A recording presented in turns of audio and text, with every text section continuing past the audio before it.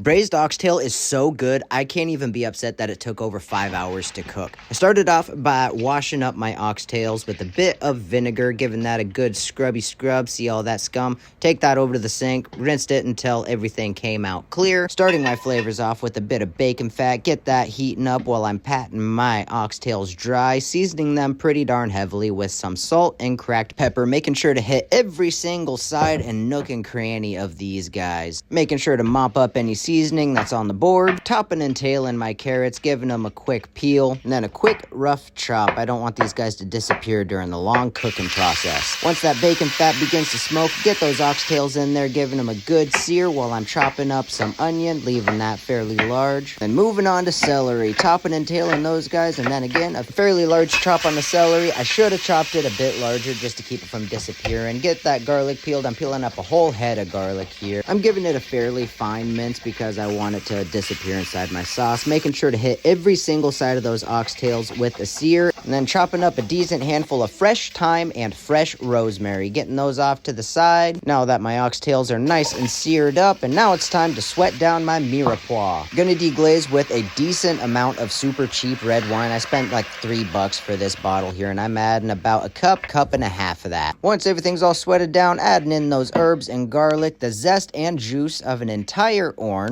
couple of handfuls of some button mushrooms, and then tucking in those oxtails with a dried black lime, a couple of dried habaneros, 2 bay leaves, like 7 allspice berries, the last of my dried ginger because I forgot to get fresh ginger, and just covering it with some beef stock. Finishing it up with a decent handful of hickory smoked salt, garlic powder, and dried rosemary, about a tablespoon's worth. Tucking everything in before letting it braise for about 5 hours, making sure to stir it periodically. Then I added in the frozen peas, and I should have taken out the dried black lime around the 3-hour mark before it started to fall apart. Other than that, this turned out punchy in the back of the throat, spicy, crazy rich, but still citrusy in the most delightful way, and so tender, boom, it falls apart with the press of a spoon.